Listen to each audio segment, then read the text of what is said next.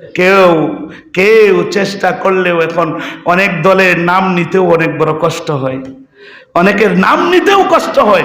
কারণটা কি জানেন? কারণটা হলো ওই যে ফাকুতিয়া দাবিরুল কওমিল্লাযিনা যালামু আলহামদুলিল্লাহি রাব্বিল আলামিন। ফাকুতিয়া দাবিরুল কওমিল্লাযিনা যালামু, যারা জালেম সম্প্রদায় হয় এদের মূলত পাঠন করে দেন আল্লাহ, এমন ভাবে মূলত পাঠন করে দেন এদের নাম নিলেও মানুষ ভীত সন্ত্রস্ত হয়ে যায়। তোমাদের কাছেও আমার দাবি থাকবে, যারা কোরআনকে মাইনাস করে কথা বলছো, সুন্নাহকে মাইনাস করে কথা বলছো, মনে রেখো তোমরাও যদি এমন জালেম হও, এমন জুলুম করো, আল্লাহ তোমাদেরকে ছাড় দেবে না, তোমাদেরকে মূলত পাঠন করে দিবেন আল্লাহ। সাবধান সাবধান, নসিহত করছি, ভালো হয়ে যাও।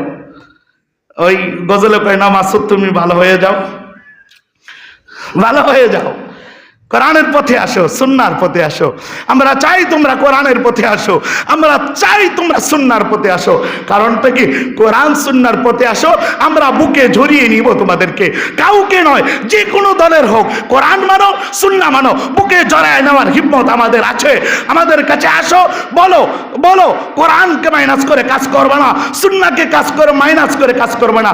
আমরা সরল মনা মানুষ, তো তোমাদেরকেই দেখবা বিজয়ের পতাকা উড্ডীন করাবার জন্য তোমাদেরকেই দিব।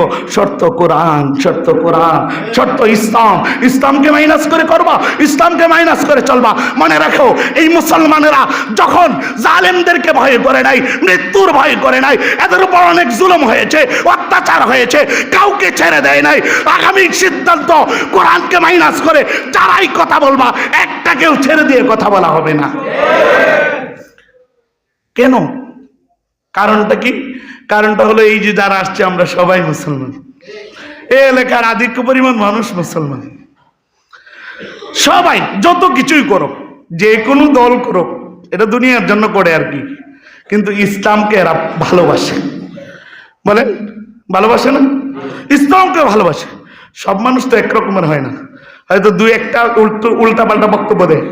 আচ্ছা, আমাদের এলাকায় আলহামদুলিল্লাহ আছে যারা ইসলামের পক্ষে কথা বলে, ইসলামের পক্ষে কথা বলে, ইসলামের রশিকে মজবুত করে ধরার জন্য আমাদেরকে বলে, আমাদেরকে হিম্মত যোগায়, আমাদেরকে সাহস যোগায়। এরাও তো নেতা, তোমরাও তো নেতা, এদের কাছ থেকে সবক গ্রহণ করো। এরা যেমনে কথা বলে, এরা যেমনে সুন্দর করতে চায়, তোমরাও আসো, তোমরাও সুন্দর করো। মাথা পেতে বুকের সাথে জড়িয়ে দিব। আর যদি কোরআনকে মাইনাস করতে চলতে চাও, মনে রাখবা জালেমদের অবস্থান যেমন হয় তোমাদের অবস্থাও তেমন হবে। কারণ সব কিছুর আগে আমার ইসলাম, সব কিছুর আগে আমার ইসলাম। কারণ আমি জানি আমার মরতে হবে, আমি জানি আমাকে মরতে হবে, আমার রবের কাছে আমার সাক্ষাৎ করতে হবে। এই জন্য মেরে ভাইও আল্লাহ পাক রব্বুল আলামিন বলেন, ফালা ইয়ামানু মাকরাল্লাহ ইল্লাল কওমুল খাসিরুন। এমন কথা কেউ বলতে পারে না, আল্লাহর বিরুদ্ধে কথা কেউ বলতে পারে না। নিরাপদ হতে আল্লাহর কথা বলবে, আল্লাহর বিপক্ষে অবস্থান নিবে, সুন্নাহর বিপক্ষে অবস্থান নিবে, নিজেদেরকে নিরাপদ মনে করবে যে একবারে ইয়া হয়ে গেছে। না না, এমনটা কেউ মনে করতে পারে না। ইল্লাল কওমুল খাসিরুন, ক্ষতিগ্রস্ত যে কওমগুলো আছে এরাই এটা মনে করতে পারে। কারণ এরা তো পথভ্রষ্ট হয়ে গেছে, এরা তো ক্ষতিগ্রস্তদের অন্তর্ভুক্ত হয়ে গেছে। আবার আপনাদের কাছে জিজ্ঞেস করতে চাই, আপনারাও ক্ষতিগ্রস্তদের অন্তর্ভুক্ত হতে চান না? আপনারা ক্ষতিগ্রস্তদের অন্তর্ভুক্ত হতে চান? যদি না হতে চান তাহলে এবার কোরআনের পক্ষে থাকবেন তো ইনশাআল্লাহ, সুন্নাহর পক্ষে থাকবেন তো ইনশাআল্লাহ, মরণ বাজি রেখে কোরআনের পক্ষে থাকবেন তো ইনশাআল্লাহ, নারায়ে তাকবীর আল্লাহু আকবারের স্লোগান চলবে তো ইনশাআল্লাহ, আল্লাহকে সামনে প্রাধান্য দিবেন তো ইনশাআল্লাহ, সব কাজের ক্ষেত্রে আল্লাহকে আগে, আল্লাহর কথা আগে স্মরণ করবেন তো ইনশাআল্লাহ।